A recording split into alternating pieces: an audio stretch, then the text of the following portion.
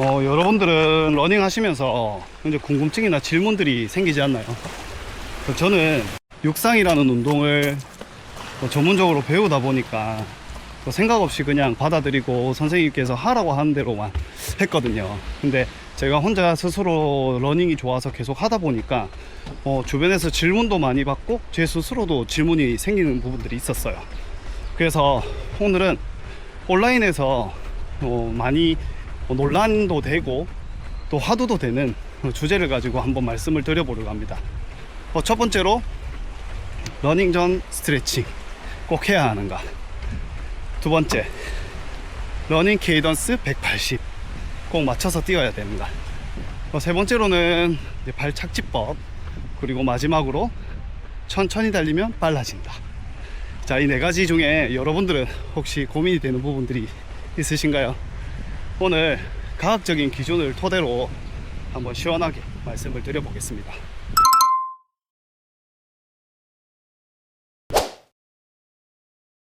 첫 번째로는 러닝 전 스트레칭인데요. 스트레칭은 사실 정적인 스트레칭과 동적인 스트레칭으로 나누어질 수 있어요. 쉽게 표현하면 우리가 요가나 필라테스를 하듯이 근육을 길게 늘어뜨려 놓고 제일 늘어뜨려 놓은 그 근육의 길이에서 버티는 거죠. 그리고 동적 스트레칭은 유기적으로 이렇게 리드미컬하게 움직이면서 계속 근육을 늘렸다 줄였다 하면서 몸을 푸는 방법입니다.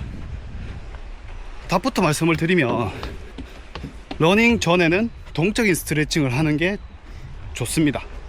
이 좋다라고 하는 것은 제 퍼포먼스에 영향을 준다라는 거죠.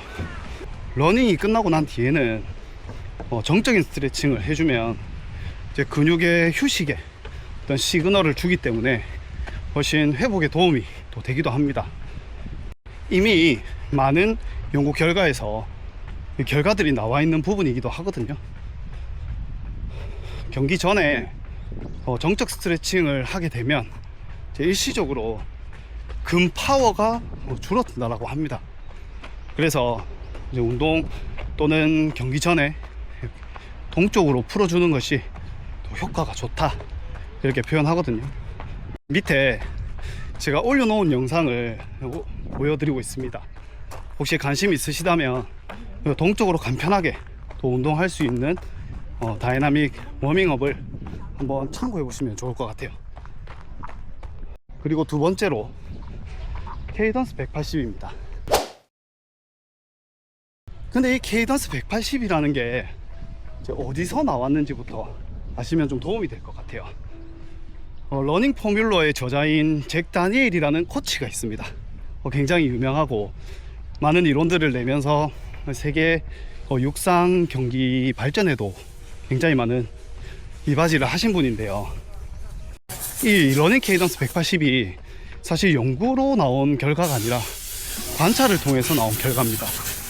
1984년 이제 LA 올림픽에서 많은 장거리 엘리트 선수들이 뛰는 모습을 또 보고 기록해서 평균의 값인 180이라는 이 케이던스가 나온 것이거든요. 그래서 일반인들이 그냥 우리가 훈련을 하고 러닝을 하는 데 있어서는 사실 180이 맞지 않을 수도 있습니다. 맞지 않을 수도 있다는 건 어떤 분에게는 맞을 수도 있다라는 거예요. 저는 러닝을 하면서 육상을 하면서 느꼈던 게 사실 어떤 데이터도 중요하지만 개인의 신체의 특징과 개인의 리듬이 굉장히 중요하다라고 생각하는 입장인 것 같아요. 천천히 러닝을 하면 사실 180의 케이던스를 맞추기 굉장히 어렵거든요. 그렇지만 3분대의 러닝을 하게 되면 자연적으로 180의 케이던스가 맞춰집니다. 그래서 자신만의 그 리듬을 맞춰서 뛰는 게 좋을 것 같아요. 그래서 지금 여러분들이 러닝을 하실 때 나오는 케이던스 있죠. 그 케이던스의 값에 5% 정도를 올려서 시행해보면 좋을 것 같아요. 만약에 170이 나오신다 그러면 170과 180 사이 예, 케이던스를 맞춰보는 거죠. 근데 꼭 그것에 맞출 필요는 없지만 그렇게 한번 시도해 보시고 이 케이던스가 나에게 더 잘 맞다 하시면 그때부터는 그 케이던스로 훈련을 하시면 되는 거죠.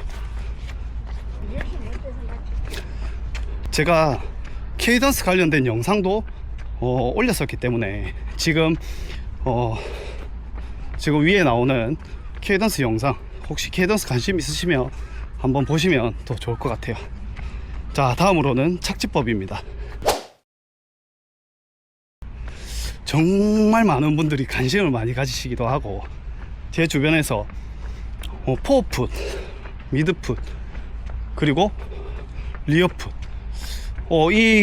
이 착지법 중에 그래서 어떤 착지법이 좋냐, 사실 좋은 착지법과 나쁜 착지법은 없습니다. 하지만 안 좋아질 수 있는 착지법은 있거든요. 그래서 사실 어떤 착지법을 하시든 저는 크게 문제는 되진 않는다고 생각해요. 근데 중점적으로 좀 특이한 부분이 리어풋인데, 리어풋을 하시게 되면 뒤꿈치가 땅에 먼저 닿이게 되잖아요.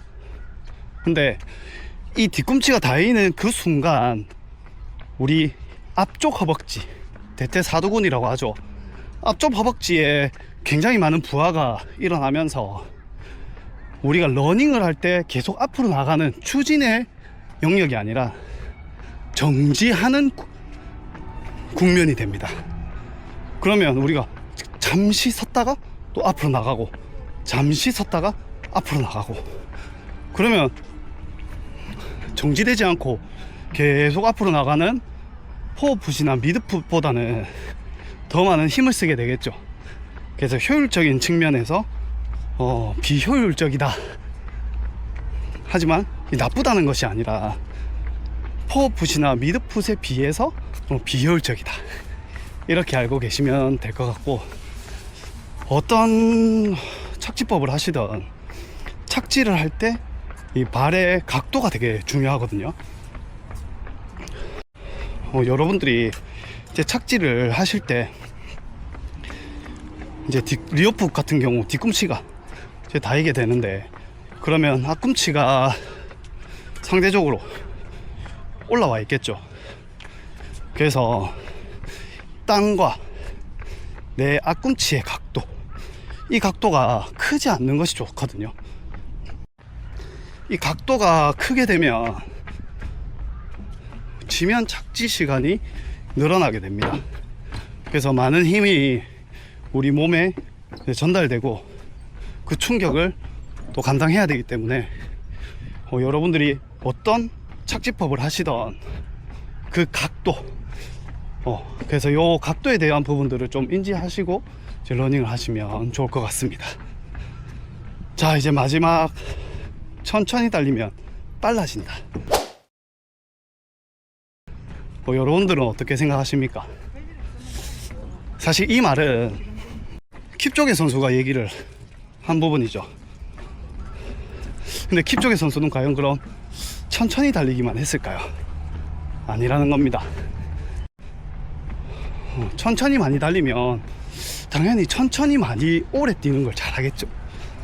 그렇지만 빨리 달리는 건 힘들 수 있다. 그래서 킵조게 선수는 그 천천히 달린다라는 것이 천천히만 달리면 된다라는 게 아니라 포인트 훈련을 하는 것 외에는 이제 천천히 달려서 포인트 훈련에 집중할 수 있는 몸 상태를 만든다는 거예요.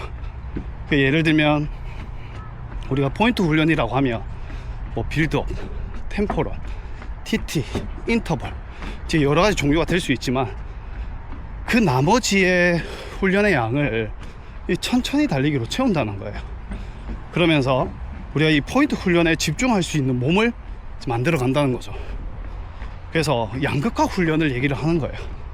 그래서 여러분이 혹시라도 나는 천천히 달리기를 많이 하는데 왜 내 러닝은 빨라지지 않는가, 이렇게 생각하시는 분이 있다면 이제부터는 훈련의 좀 다양성을 줌으로 해서 여러분들의 러닝의 어떤 스킬들도 늘려가면 좋을 것 같습니다. 하지만 초보자분들은 이 천천히 달리는 것으로도 사실 여러 가지 체력적인 부분들을 만들 수 있거든요. 생각을 해보면 우리 천천히 달리기를 하면 전투 러닝을 얘기를 많이 하거든요.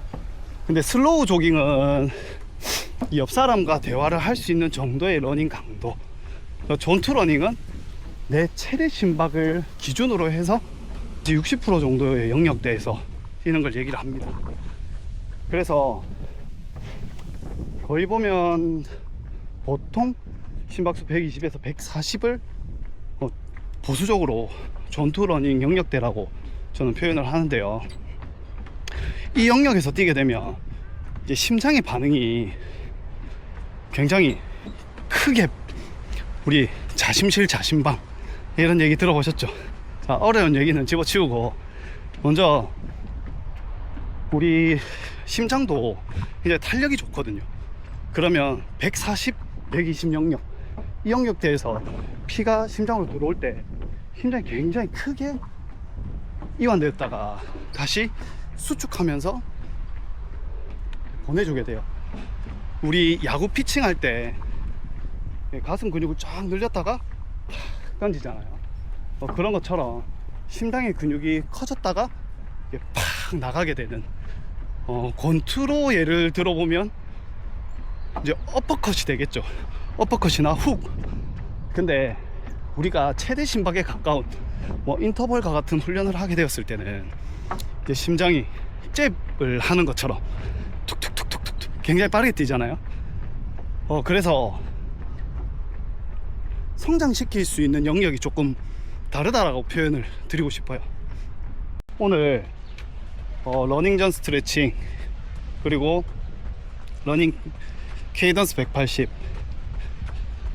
착지법, 그리고 마지막으로 천천히 달리면 빨라진다. 오늘의 이 내용들이 여러분들의 러닝 궁금증이 해소되는데 도움이 되었으면 좋겠습니다. 네, 여러분들 혹시 다른 궁금증이나 질문이 있으시다면 댓글로 남겨주시고요. 오늘도 부상 없는 러닝 하시고 즐거운 하루 되세요.